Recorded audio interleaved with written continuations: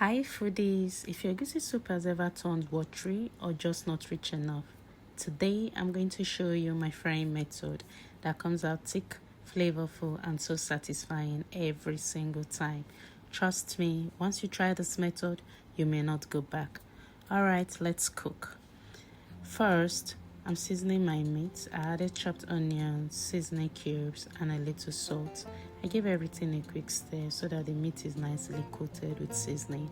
Then I cover the pot and let the meat cook until it becomes nice and tender. Now, once the meat is ready, I added my stockfish and I let it cook for about 1 or 2 minutes so it softens and absorbs that flavor.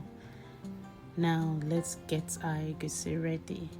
Yeah, I have my grounded egusi and I'm mixing it with a little water to form a paste. But I like adding some onions into the egusi mixture for extra flavor. Just mix everything together until it becomes a smooth paste. Now that's ready, let's move to the frying method. Into my pot, I added palm oil. Then I went on to add my pepper mix and I stirred it gently while it heats up. Note I'm cooking all of this on low heat. I went on to add my dry fish and I stir it into the pepper mixture on low heat so it slowly releases its flavor. Now it's time to add the egusi paste. In it goes. As you can see, I scooped it scoop by scoop, portion by portion. I also added seasoning cubes and a little salt to taste. Then I stir everything together and let the egusi cook slowly in the oil. This step is important because frying the egusi properly is what gives the soup that rich, thick texture. Now that the egusi is cooking nicely, I added my boiled meat and my stockfish.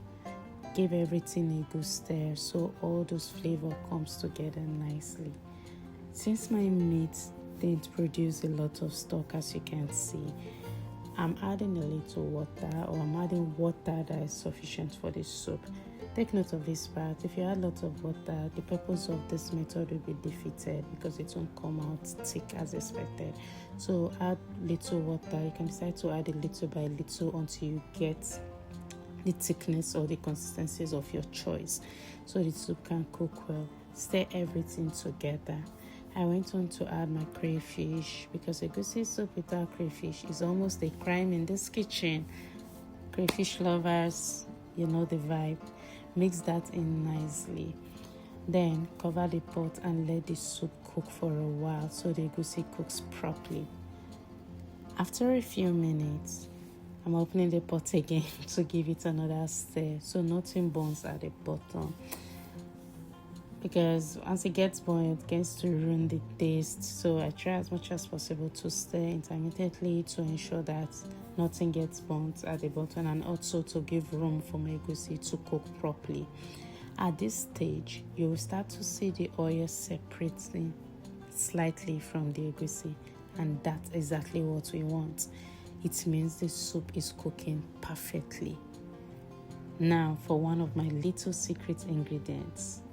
I'm adding Uziza leaves. Yes, almost all my soup I make use of is Uziza leaf. That is one of my secret ingredients.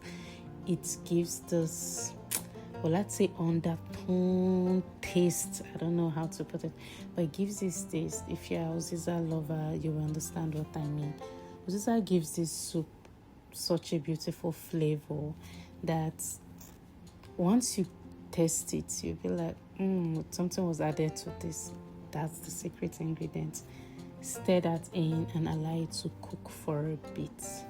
Foodies, right now, I wish you're in this kitchen because the aroma in this kitchen right now, absolutely amazing. Finally, we'll move on to the ugu leaves. Fresh vegetables always bring the soup to life. So give it a final stir and let it cook for about 2 minutes. Sometimes I leave mine a minute and I just cover the pot for it to steam. So but for now I'm cooking it for like 2 minutes so the vegetables stay nice and fresh. And just like that, our rich frying method egusi soup is ready. Thick, flavorful and packed with goodness.